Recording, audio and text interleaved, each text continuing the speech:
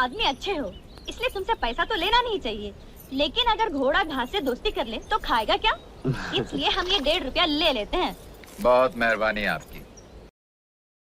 हेमा मालिनी बॉलीवुड की प्रसिद्ध अदाकारा होने के साथ ही साथ एक प्रोफेशनल भरतनाट्यम डांसर और कोरियोग्राफर भी हैं। वो बॉलीवुड में 70 के दशक की स्थापित सफल महिला कलाकारों में से एक हैं। अपने 40 साल के करियर में अब तक उन्होंने 50 से भी ज़्यादा फिल्मों में अभिनय किया हुआ है और अब भी वो भरतनाट्यम के स्टेज शो के साथ ही राजनीति में भी जुड़ी हुई हैं। हेमा मालिनी जी का जन्म 16 अक्टूबर 1948 को तमिल यंगेर परिवार में हुआ था। उनका जन्म अम्मनकुंडी, तिरुचिरापल्ली, तमिलनाडु में हुआ था।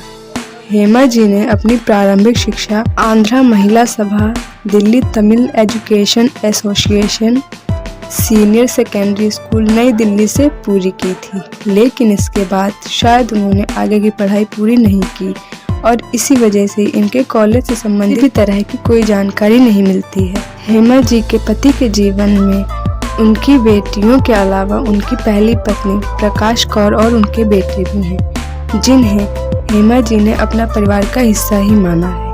हालांकि हेमा जी के सनी देओल और बॉबी देओल जी के साथ खराब संबंधों की अफवाहें आती रहती हैं, लेकिन इसमें कोई शक नहीं है कि हेमा जी ने कभी भी धर्मेंद्र जी को अपने परिवार से दूर करने की कोशिश की हो। हेमा जी की मां जया लक्ष्मी चक्रवर्ती जी ने हेमा जी का करियर संभाला था और उन्होंने ही हेमा जी को तमिल फिल्मों की अभिनेत्री से लेकर बॉलीवुड के सुपरस्टार तक पहुंचाया हुआ था और इसी तरह हेमा जी भी अपनी मां की तरह एक सशक्त मां बनी, जिन्होंने न केवल अपनी बेटियों को बेहतर परवरिश दी थी बल्कि उनका करियर बनाने में अपनी पूरी मदद भी की।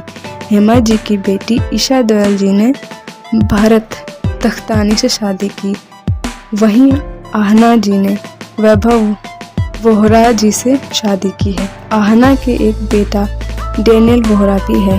हेमा जी के भाइयों के परिवार भी साउथ में प्रतिष्ठित परिवार है, जो वहाँ की मीडिया में सुर्खियों में हमेशा बने रहते हैं। हेमा मालिनी जी अपनी शादी से पहले अपने माता पिता की बहुत चहेती रहा करती थी, लेकिन हेमा जी ने एक इवेंट में बताया कि एक समय पर उनके पिता उनकी शादी को लेकर बहुत चिंतित रहा करते थे। उनकी बढ़ती उम्र और शोहरत के साथ शादी के योग्य वर खोज पाना उनके लिए थोड़ा मुश्किल होने लगा था, इसीलिए वो हेमा जी की कुंडली लेकर कई पंडितों के पास जाया करते थे और जब उन्हें हेमा धर्मेंद्र के रिश्ते पर शक हुआ तो उन्होंने हेमा जी के साथ आउटडोर की शूटिंग पे जाना शुरू कर दिया था।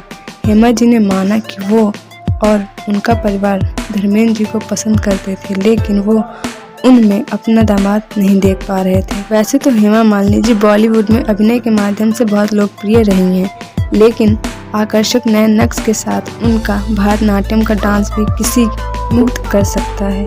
उनके जीवन के 60 के दशक में भी वो उनकी सुंदरता को एक मानक के तौर पर देखा जा सकता है। कुछ साल पहले बिहार के पूर्व मुख्यमंत्री लालू प्रसाद यादव जी ने तो बिहार की सड़कों को हेमा मालिनी जी के गालों के जैसे बनाने का दावा कर दिया था। इससे ये समझ आता है कि राजनीति में आने पर भी उनकी चिरकालीन सुंदरता को कोई नज़रअंदाज नहीं कर सकता है।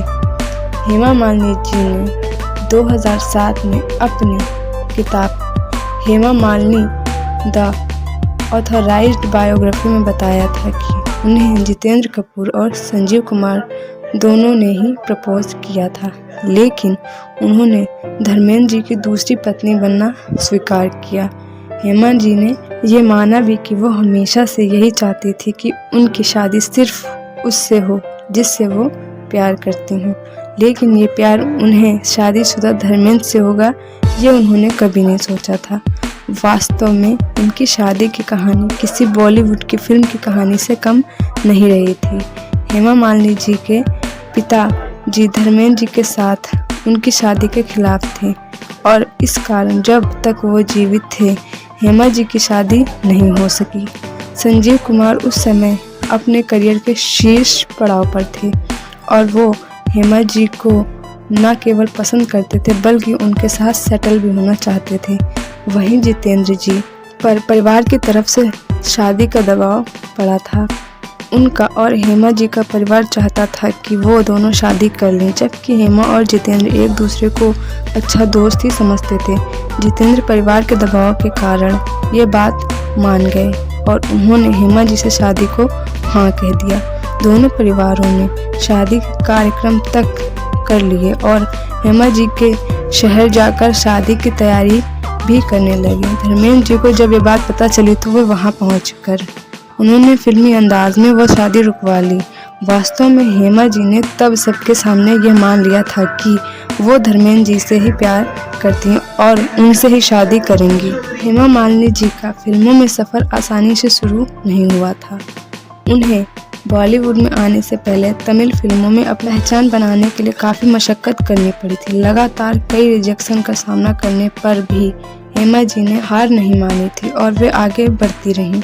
1961 में जब हेमा जी ने तमिल फिल्म में पहली बार एक्टिंग करने की कोशिश की तब इंडस्ट्री के डायरेक्टर सीवी श्रीधर ने उन्हें यह कहकर रिजेक्ट कर दिया कि वो फिल्मों में हीरोइन बनने के लिए बहुत पतली हैं और उनका रोल पेनिनी रदाई निर्मला को दे दिया गया था। वैसे तो हेमा मालिनी जी का फिल्मी करियर तमिल फिल्म पांडव वनवासम के साथ 1961 में शुरू हो गया था। इसके बाद हेमा जी ने सिंगार ठेरुक्कू सिलाई में परफॉर्म किया, जिसे सिरगाजी गोविंदराजन और एल.आर. ऐश्वरी ने गाया था। फिर 1972 में आई फिल्म सीता और गीता ने सफलता और इंडस्ट्री में महिला सशक्तिकरण के वे आयाम रच लिए जिसका उदाहरण आज तक दिया जाता है। इस फिल्म में हेमा जी ने डबल रोल निभाया था। नई नई तकनीकों के प्रयोगों के दौर में हेमा जी को ये फिल्म मिलना उनके साथ ही उस ज़माने के सभी अभिनेत्रियों के लिए एक उम्मीद की किरण थी, क्योंकि इससे पहले तक अभिनेत्रियों का फिल्मों में रोल बहुत सीमित और संकुचित हो चुका था।